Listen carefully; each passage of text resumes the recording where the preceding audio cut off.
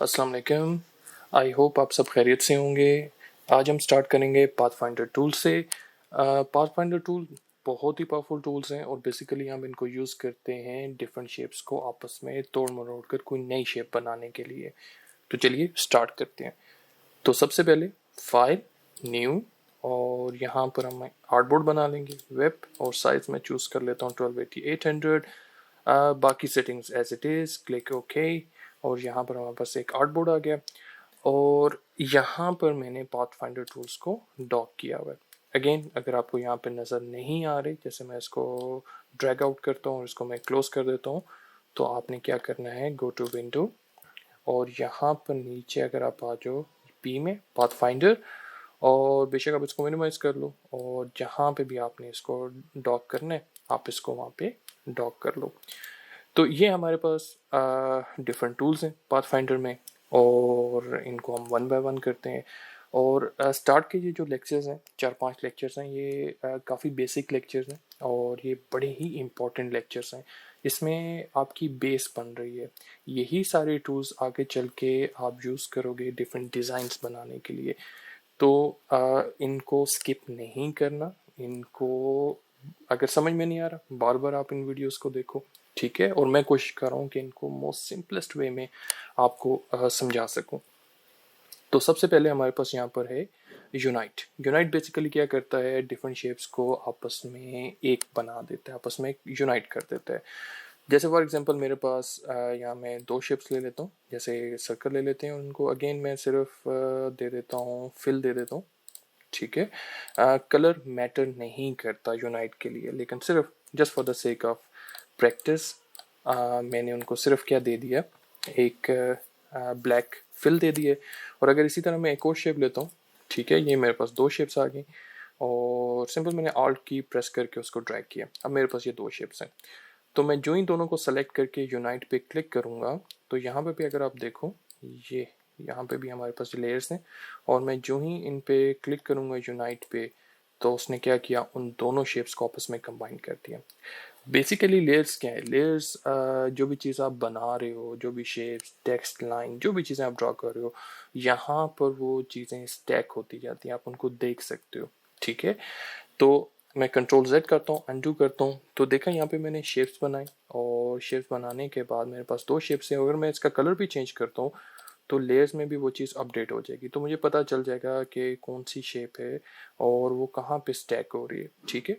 और दूसरी चीज़ जो बड़ी इंपॉर्टेंट है वो है स्टैकिंग ऑर्डर। स्टैकिंग ऑर्डर क्या होता है कि फॉर एग्जांपल मैं इसको डिलीट करता हूँ, ये हमारे पास एक शेप, सबसे पहली शेप है यहाँ पे लेयर्स में हमें नज़र आ रही है।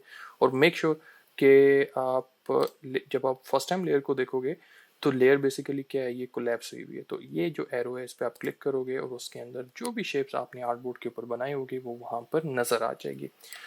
तो इसी तरह अगर मैं इसके बाद एक और शेप लेता हूँ, जैसे रेक्टेंगल ले लेते हैं शेप, और उसको मैं ड्रॉ करता हूँ और इसका कलर मैं चेंज कर लेता हूँ, चाहे आप स्वेचेस में से चेंज कर लो, कोई से भी रैंडम कलर में उसको दे रहा हूँ। अब जो भी शेप मैंने नेक्स्ट टाइम बनाई, न्यू बनाई, वो क्या करेगा, वो उसको पुरानी वाली शेप के ऊपर स्टैक कर देगा, ठीक है। तो ये एक स्टैकिंग ऑर्डर होता है और हमेशा आपको ऊपर वाली शेप ही नजर आएगी। जैसे आप फॉर एग्जांपल एक पेज के ऊपर दूसरा पेज रख देते हो, लेयर्स होती हैं, ठीक है, तो हमेशा आपको ऊपर वाला पेज ही नजर आएगा, नीचे वाला नजर नहीं आएगा, ठीक है। आप इनका स्टैकिंग ऑर्डर चेंज कर सकते हो। फॉर एग्जांपल अगर मुझे यहाँ से चेंज करना है लेयर्स में से, और देखा यहाँ पर भी अगर मैं इन सर्कल पे क्लिक करता हूँ तो यहाँ से भी मैं उनको सेलेक्ट कर सकता हूँ। जैसे आप यहाँ पर किसी शेप पर लेफ्ट क्लिक करके उनको सेलेक्ट करते हो, उसी तरह आप यहाँ से भी लेयर्स में जाके आप उनको सेलेक्ट कर सकते हो। अगर मुझे इनका स्टैकिंग ऑर्डर चेंज करना है, फॉर एग्जांपल मुझे क्या करना है, मुझे सर्कल को उसके ऊपर रखना है रेक्टेंगल शेप की, मैं सिंपल क्या कर सकता हूँ, क्लिक करके ड्रैग करूँगा और रेक्टेंगल शेप के ऊपर ड्रॉप कर दूंगा, ठीक है। इसी तरह अगर रेक्टेंगल शेप को मुझे ऊपर रखना है, मैं क्लिक करूँगा, ड्रैग करूँगा और उसके ऊपर रख दूंगा। तो इस तरह आप स्टैकिंग ऑर्डर भी उन शेप्स का चेंज कर सकते हैं, ठीक है। दूसरा तरीका क्या, राइट क्लिक अगर आप करो शेप पे और यहाँ पर आपके पास ऑप्शन है अरेंज, और अरेंज में आपके पास चार ऑप्शन हैं, bring to front, bring forward, send backward, send to back. अब यहाँ पे दो दो ऑप्शन हैं फ्रंट के लिए और दो दो ऑप्शन हैं बैक के लिए, और उसके आगे उसकी शॉर्टकट कीज भी हैं, ठीक है। अगर मुझे फॉर एग्जांपल एक और शेप ड्रॉ कर लेते हैं यहाँ पे, जैसे हम एक स्टार ड्रॉ कर लेते हैं और इसका कलर मैं चेंज करके लेट्स से ग्रीन कर लेता हूँ। अब मेरे पास ये 3 शेप्स आ गए, ठीक है। अब मैं चाहता हूँ जो सर्कल है वो एकदम सबके ऊपर आ जाए, तो मैंने उसको सिलेक्ट किया, राइट क्लिक, अरेंज, और मैं क्या कर सकता हूँ उसको, sorry, control set, right click, arrange, और यहाँ पे मेरे पास ऑप्शन है ब्रिंग टू फ्रंट, या उसकी शॉर्टकट की क्या है, shift control right square bracket. तो ये क्या करेगा, उस शेप को एकदम नीचे से उठाएगा और सबके ऊपर रख देगा। तो अगर मैं इस पर क्लिक करूंगा तो यहाँ लेयर्स में भी अगर आप देखो तो उसने क्या किया, उसको उठा के सबके ऊपर रख दिया। इसी तरह अगर फॉर एग्जांपल मैं चाहता हूँ कि जो स्क्वायर है वो स्टेप बाय स्टेप, या रेक्टेंगल शेप है, ये स्टेप बाय स्टेप ये ऊपर आए, तो उसके लिए मैं क्या करूँगा, राइट क्लिक, अरेंज, और मेरे पास ऑप्शन है ब्रिंग फॉरवर्ड, या उसकी शॉर्टकट की क्या है, control plus right square bracket. तो अगर मैं इस पर क्लिक करूंगा तो ये क्या कर रहा है, स्टेप बाय स्टेप उसको ऊपर ला रहा है, ठीक है। और अगर मैं शॉर्टकट की यूज करता हूँ control plus left square bracket, तो देखा स्टेप बाय स्टेप, ठीक है। इसी तरह अगर मुझे इसको सबके नीचे लेके जाना है तो मैं क्या कर सकता हूँ, राइट क्लिक, रेंज, और यहाँ पर मेरे पास ऑप्शन है सेंड बैकवर्ड। सेंड बैकवर्ड क्या करेगा, स्टेप बाय स्टेप नीचे लेकर जाएगा। तो अगर मैं सेंड बैकवर्ड पे क्लिक करता हूँ तो ये एक एक स्टेप उसको नीचे लेके जा रहा है, ठीक है। और अगर मैं सेंड टू बैक करूंगा, फॉर एग्जांपल मैं इसको ब्रिंग टू फ्रंट करता हूँ, सबसे ऊपर लेकर आता हूँ, और अगर मुझे इसको सबसे नीचे सेंड करना है तो मैं क्या यूज कर सकता हूँ, सेंड टू बैक, या उसकी शॉर्टकट की है shift control plus left square bracket. मैं जो ही इस पर क्लिक करूंगा उसने क्या किया, रेक्टेंगल शेप को सबसे ऊपर, जो सबसे ऊपर थी उसको उठाकर सबसे नीचे रख दिया। तो ये स्टैकिंग ऑर्डर होता है, ठीक है। और अभी के लिए हम क्या करते हैं, सारी शेप्स को सेलेक्ट करके डिलीट कर देते हैं। तो जो फर्स्ट ऑप्शन हमारे पास था वो था यूनाइट का। तो फॉर एग्जांपल हम किस तरह की बेसिक शेप्स बना सकते हैं, जैसे हमारे पास एक सर्कल हो, मैंने शिफ्ट की प्रेस करके ड्रॉ किया ताकि वो एग्जैक्ट सर्कल रहे। उसके बाद मैं इसको डीसेलेक्ट करता हूँ और फिर मैं लेता हूँ रेक्टेंगुलर टूल लेकर एक और शेप में ड्रॉ कर लेता हूँ, और ये हमारे पास एक शेप आ गई। दोनों को हम सेलेक्ट करते हैं और अभी हमारे पास 2 शेप्स हैं। जो ही मैं यूनाइट पे क्लिक करूंगा उसने क्या किया, हम दोनों को कंबाइन कर दिया, एक शेप बना दी। तो हमारे पास एक न्यू शेप आ गई। इसको हम डोर के तौर पे यूज कर सकते हैं, विंडो के तौर पे हम यूज कर सकते हैं इस शेप को। तो हमारे लिए शेप बनाना बड़ा आसान हो जाता है, ठीक है।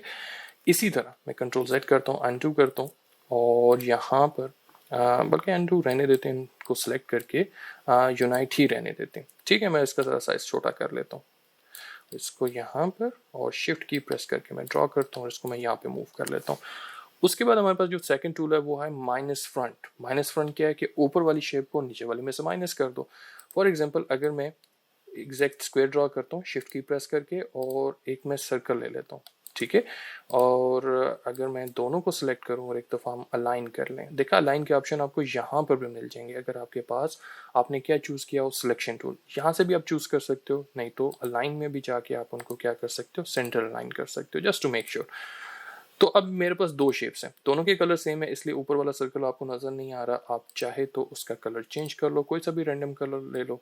दोनों को मैं सिलेक्ट करता हूँ और पाथ फाइंडर में जाके मैं करता हूँ माइनस फ्रंट। तो माइनस फ्रंट बेसिकली क्या करेगा, ऊपर वाली शेप को नीचे वाली में से माइनस कर देगा। तो आपके पास ये शेप आ गई। और अगर मैं इसको उठाकर ज़रा जूम आउट करता हूँ, इसको अगर मैं एक साइड पे लेके जाऊँ यहाँ पर, तो देखा है ऊपर वाली शेप माइनस हो गई नीचे वाली शेप में से, यानी डिलीट हो गई, ठीक है। तो इसको भी मैं डिलीट कर देता हूँ। और फॉर एग्जांपल अगर हमें क्या बनाना हो, क्रेसेंट बनाना हो, तो मैं सर्कल लेता हूँ अगेन, और इसी की अगर मैं एक कॉपी लूँ और कॉपी को आर्ट की प्रेस करके मैं थोड़ा सा ऊपर करके मैं मूव कर देता हूँ, और चाहे तो आप इसका कलर चेंज कर लो, ये चीज़। अब ऊपर वाली शेप ने जितना नीचे वाली को कवर किया होगा वो क्या करेगा, अपने साथ उस चीज़ को डिलीट कर देगा। मैंने दोनों को सिलेक्ट किया, जो ही माइनस फ्रंट पे क्लिक किया तो मेरे पास मेरा परफेक्ट क्रेसेंट आ गया, ठीक है। तो उस शेप को बनाना मेरे लिए बड़ा आसान हो जाता है, ठीक है। तो माइनस फ्रंट हम इस तरह यूज करते हैं। उसके बाद हमारे पास ऑप्शन किस चीज़ का है, इंटरसेक्ट। इंटरसेक्ट क्या है, फॉर एग्जांपल अगर मैं एक शेप ले लेता हूँ ऐसे, बेशक हम इसको ज़रा स्ट्रोक दे देते हैं, फर्क नहीं पड़ता फिल या स्ट्रोक से, और 2 शेप्स ले ली, दोनों को सिलेक्ट करता हूँ। अब जो पार्ट इनका इंटरसेक्ट हो रहा है वो रह जाएगा, बाकी सब डिलीट हो जाएंगी शेप। तो मैं अगर इस पे इंटरसेक्ट पे क्लिक करता हूँ तो मेरे पास ये शेप आ गई। फिर चाहे आप बेशक इसको एक फिल दे दो, ठीक है। इसी तरह एक्सक्लूड, ये बिल्कुल ऑपोजिट है इंटरसेक्ट के। फॉर एग्जांपल हमारे पास अगर 2 शेप्स हैं, मैं 2 शेप्स ले लेता हूँ दोबारा से और दोनों को सिलेक्ट करता हूँ, तो ये क्या करेगा, जो पार्ट इंटरसेक्ट है उसको डिलीट कर देगा, बाकी एज इट इज रहने देगा। और अगर मैं इस पर क्लिक करूंगा ये चीज़ आ गई, ठीक है। ज़रूरी नहीं है कि आप ये सारे टूल्स यूज़ करो, इनमें से कुछ टूल्स होंगे जो आप सिर्फ यूज़ करेंगे, लेकिन आपको पता होना चाहिए कि ये सारे टूल्स करते क्या हैं, ठीक है।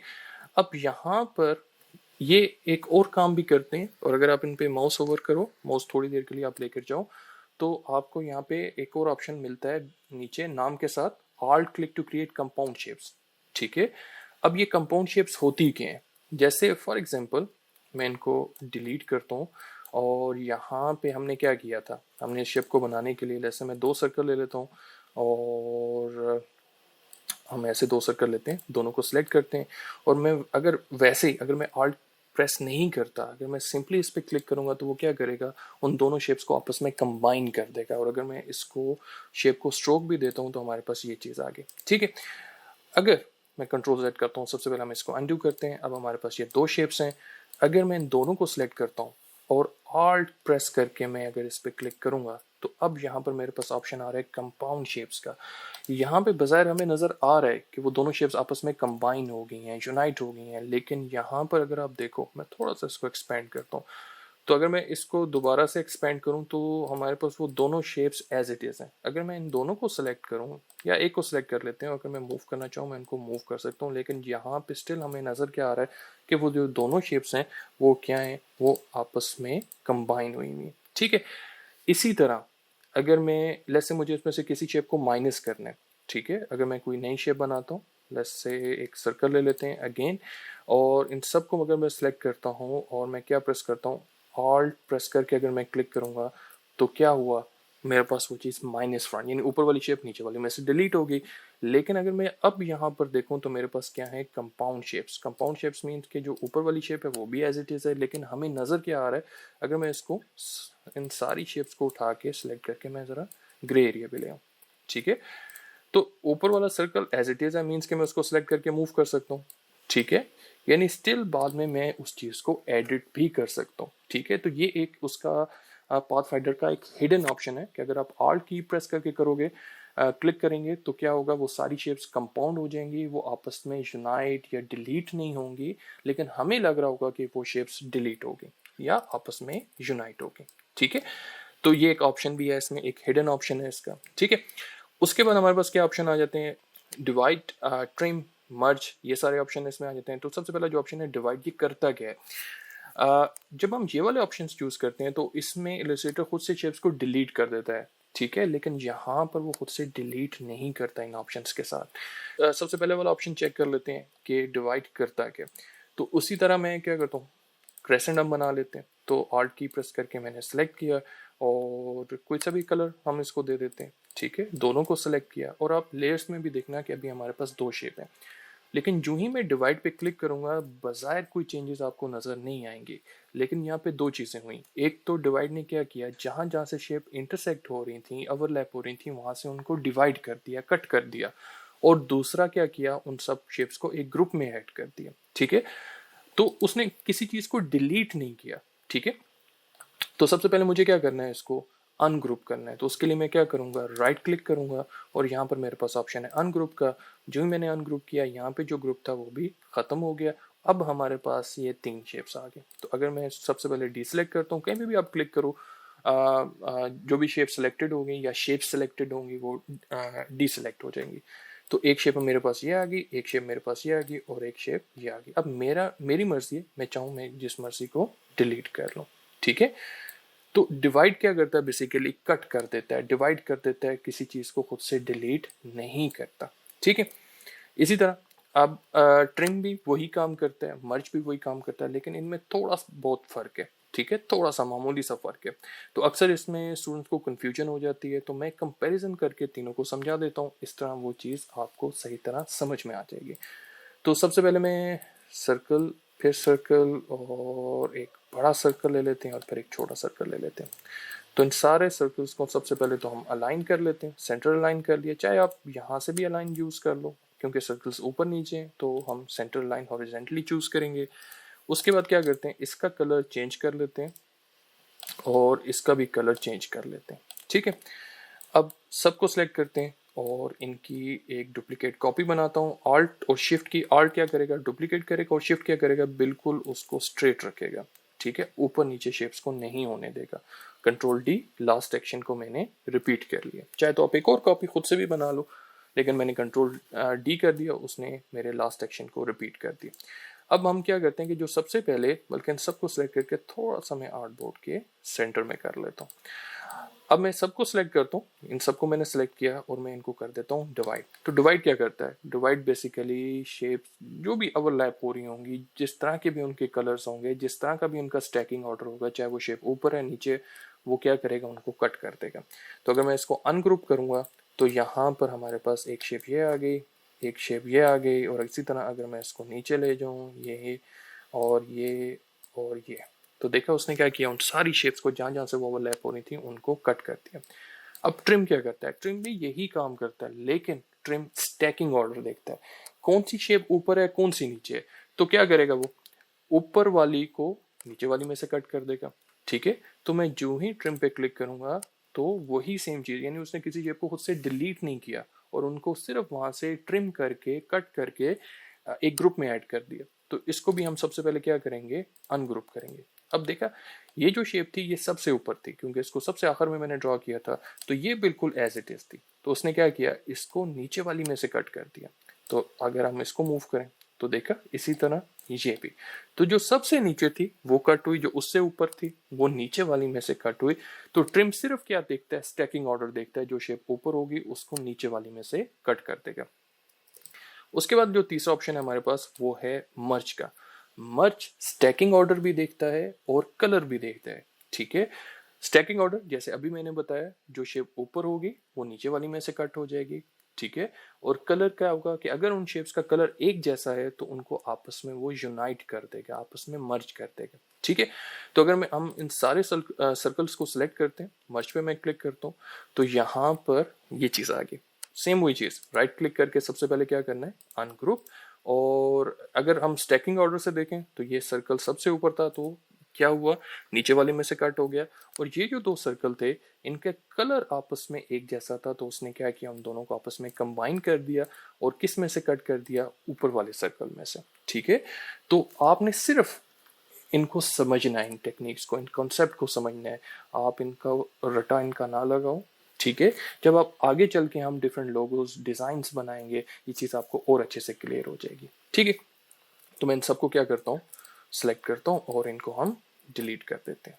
उसके बाद हमारे पास ऑप्शन है क्रॉप का। क्रॉप बिल्कुल ऐसे ही है जैसे आपके पास इंटरसेक्ट है, लेकिन ये करता क्या, तो थोड़ा सा फर्क है इसमें और इंटरसेक्ट में। जैसे फॉर एग्जांपल मेरे पास दो शेप में ले लेता हूँ। ठीक है, यहाँ पे मैं दो शेप ले लेता हूँ और इनका एक शेप का मैं कलर भी चेंज कर देता हूँ।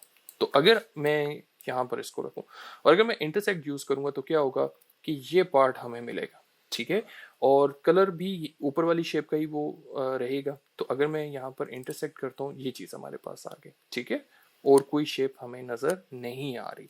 मैं कंट्रोल Z करता हूँ, लेकिन जो ही मैं क्रॉप करूंगा, क्रॉप क्या करेगा, एक यही रिजल्ट हमें मिलेगा, लेकिन हमारे पास ये शेप भी एज इट इज रहेगी, लेकिन ट्रांसपेरेंट हो जाएगी और इस पार्ट का जो कलर होगा वो नीचे वाली शेप का हो जाएगा। तो जो ही मैं क्रॉप पे क्लिक करूंगा, ये चीज हमारे पास आ गई और यहाँ पे आपके पास क्या बन गया, एक ग्रुप बन गया। तो अगर मैं इसको अनग्रुप करता हूँ तो हमारे पास बेसिकली यहाँ पे ये दो शेप्स हैं, एक शेप ये और दूसरी उसने क्या किया, उसको ट्रांसपेरेंट कर दिया। आप चाहो तो इसको फिल दे दो, स्ट्रोक दे दो, कोई फर्क नहीं पड़ता। ठीक है, उसके बाद जो तीसरा ऑप्शन है हमारे पास वो क्या है, आउटलाइन का। आउटलाइन के यानी अगर किसी शेप को आपने फिल दिया हुआ है, अगर आप इसको इस पे क्लिक करोगे आउटलाइन पे, वो क्या करेगा, फिल का कलर उठा के स्ट्रोक को दे देगा, उसका फिल जो है वो खत्म कर देगा। वही चीज आप यहाँ से भी कर सकते हो।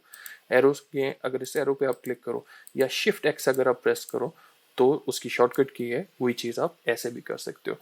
तो इलिस्ट्रेटर में, फोटोशॉप में एक चीज को करने की कई टेक्निक्स हैं, कई तरीके हैं। आप जैसे आपको इजी लगे आप उसको अडेप्ट कर लो। ठीक है, जरूरी नहीं होता कि आपको कि नहीं वो टेक्निक या वो वाली टेक्निक, जैसे मर्जी आपको इजी लगे। ठीक है, इट डजंट मैटर। मैटर क्या करता है कि आपका फाइनल रिजल्ट, ठीक है, आपका फाइनल डिजाइन अगर वो ठीक है तो कोई भी आपसे ये नहीं पूछेगा कि भाई आपने इसको कैसे बनाया। हम आसान टेक्निक्स फॉलो इसलिए करते हैं क्योंकि उसमें टाइम भी बच जाता है और वो चीज़ भी आसानी से फ्यू स्टेप्स के साथ, कम स्टेप्स के साथ बन जाती है। ठीक है, तो जिस तरह मर्जी आपको इजी लगे आप उसको फॉलो करो। तो उसके बाद हमारे पास लास्ट ऑप्शन किस चीज़ का रह गया, माइनस बैक। अगेन ये बिल्कुल ऑपोजिट है किसके, माइनस फ्रंट के। तो अगेन मैं यहाँ पे दो शेप्स ले लेता हूँ और यहाँ पर मैं इन दोनों को सिलेक्ट करता हूँ। कलर मैं वैसे चेंज कर लेता हूँ, दोनों को सिलेक्ट किया। तो माइनस फ्रंट क्या करता है, ऊपर वाली शेप को नीचे वाली में से माइनस कर देता है, डिलीट कर देता है। अगर मैं इस पर क्लिक करूंगा ये चीज़ मैं कंट्रोल Z करता हूँ, लेकिन अगर मैं करूंगा माइनस बैक तो माइनस बैक क्या करेगा, नीचे वाली शेप को ऊपर वाली शेप में से माइनस कर देगा। तो आपके पास ये चीज़ आ जाएगी। तो ये पाथफाइंडर के सारे टूल्स हैं और बहुत इंपॉर्टेंट टूल्स हैं। नेक्स्ट लेक्चर में हम स्ट्रेट अवे जंप करेंगे डिफरेंट डिज़ाइंस लोगोस बनाने के लिए, उनमें ये टूल्स अलाइन हो गया, पाथफाइंडर हो गया, ये बड़े इंपॉर्टेंट होते हैं और इनकी मदद से हम वो सारे टूल्स बनाएंगे। तो आज के लेक्चर में इतना ही। अल्लाह पाक आप सबको अपने फ़ज़मान में रखे, अच्छे नसीब करे। I will see you all in next lecture. Allah हाफिज़।